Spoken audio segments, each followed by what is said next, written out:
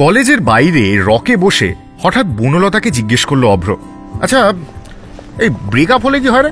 বনলতা বিরক্ত হয়ে বলল, কি আবার হয়? ব্রেকআপই হয়। অভ্র ঠিক কনভিন্সড হলো না, আবার বলল, মানে দেখ, ব্রেকআপ কি আদৌ হয়? ভুলবে কি করে মানুষ? বনলতা এবার রেগে গিয়ে বলল, অব্র গোল গোল না বলে অ্যাডমিট কর, তোর যে মোমোর মতো প্রেমিকা, কি যেন নাম, ললিতা, ওকে নিতে পারছিস না তাই তো? কবিতা লেখা, ওকে নিয়ে সোশ্যাল মিডিয়া হ্যান্ডেলে নিয়মিত পোস্ট করা, সোনা মনা বেবি বলে আতুগুতু করা, এগুলো আর পারছিস না তাই তো? অভ্র বলল, এরকম ইনসেনসিটিভদের মতো কথা বলিস না তো। তবে তুই পার্শিয়ালি কারেক্ট। তুই ছাড়া আর কোনো মেয়ের সঙ্গেই জানিস I can't be my self. আবার আমি নাকি বন্ধু, তাই তুই কিছুতেই প্রেম করবি না, কিন্তু আমার ব্রেকআপ করাতে চাস। তুই বল ব্যাপারটা কেমন? বনলতা বলল, শোন, এই প্রেমটা কাটাবি, দেন কয়েক মাস পর আবার জোটাবি, আর আমি কি স্টপ গ্যাপ? অভ্র বলল, উল্টো মানে করা তোর স্বভাব।